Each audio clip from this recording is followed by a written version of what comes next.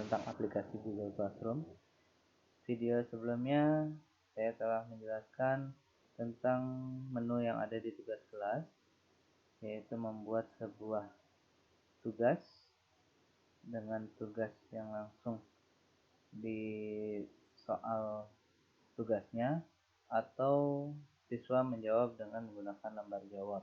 Nah, untuk kali ini, untuk video ini saya akan menerangkan atau sharing tentang pembuatan tugas menggunakan Google Form.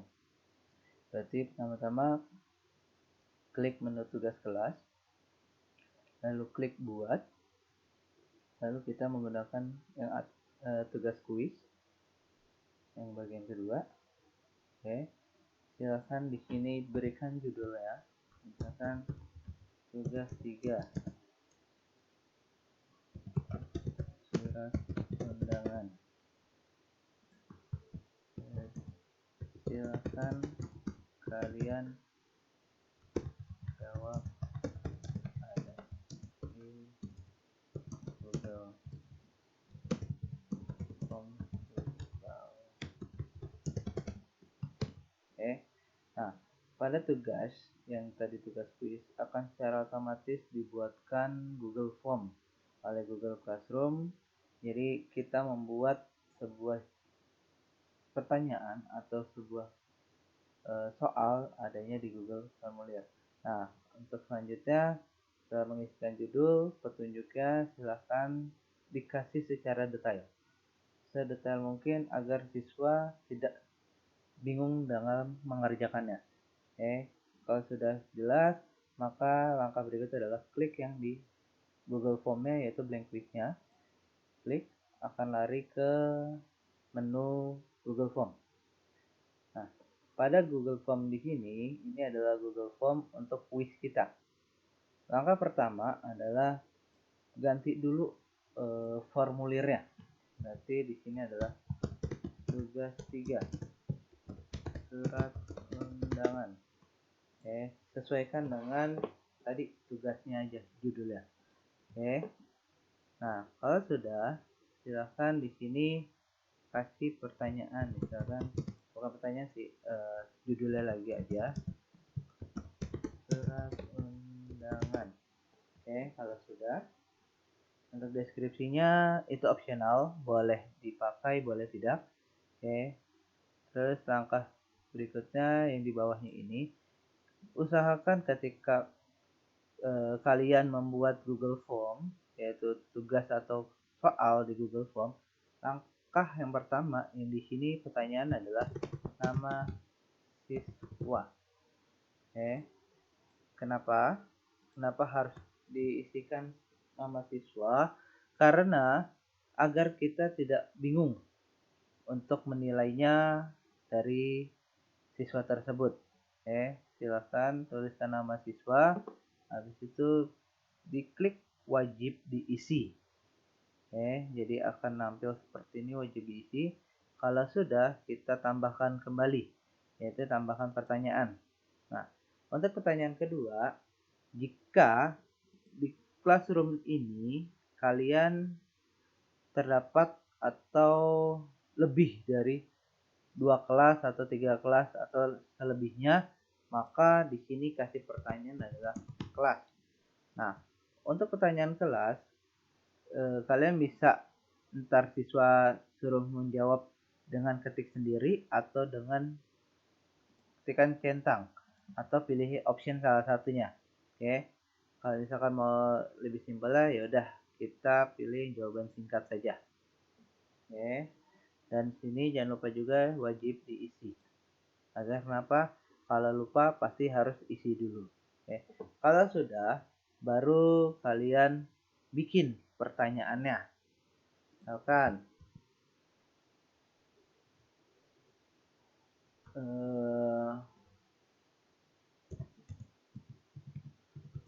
kompon.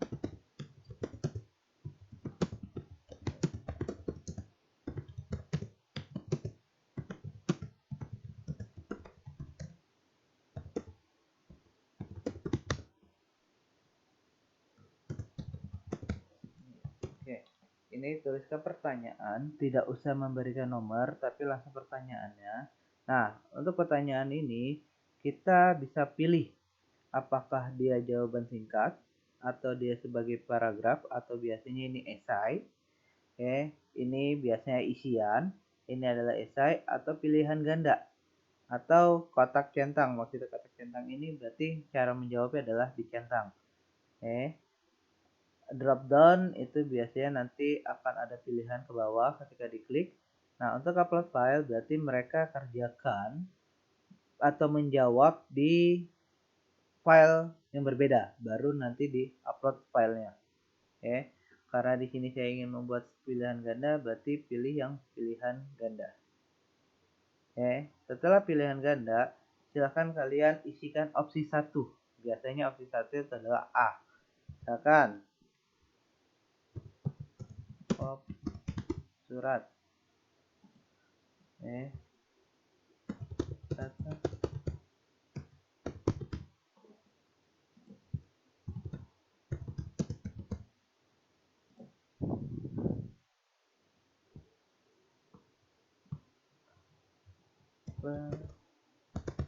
Oke, misalkan contoh soalnya seperti ini.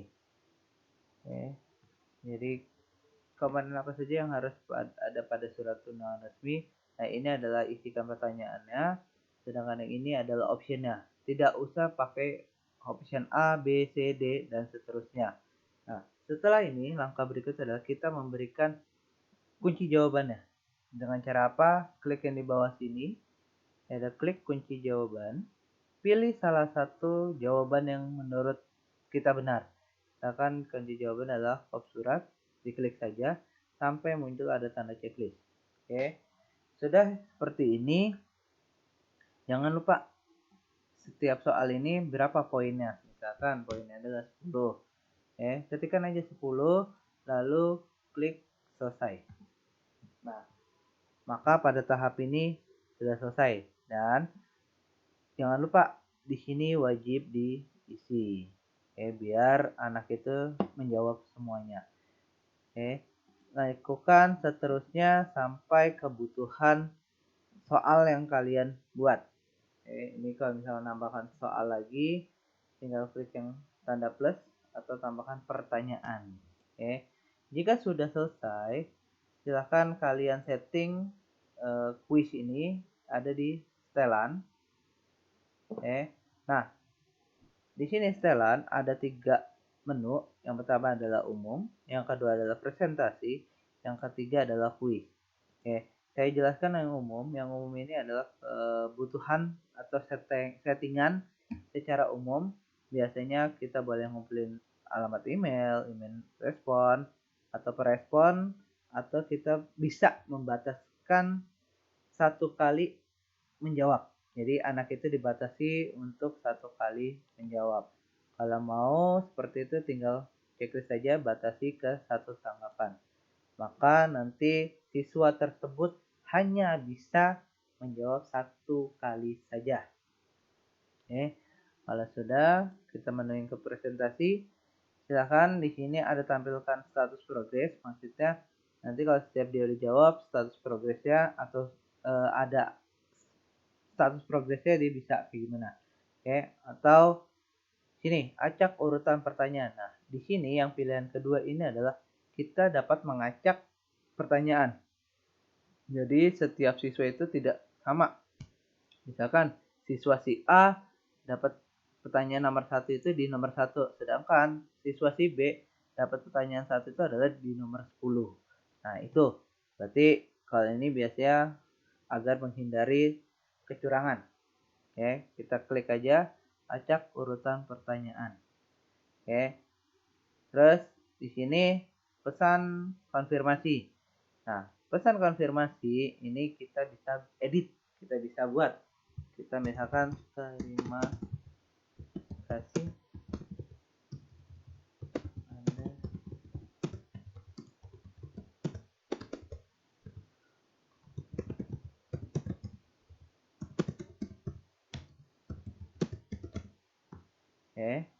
misalkan terima kasih Anda sudah selesai mengerjakan soal kuis ini.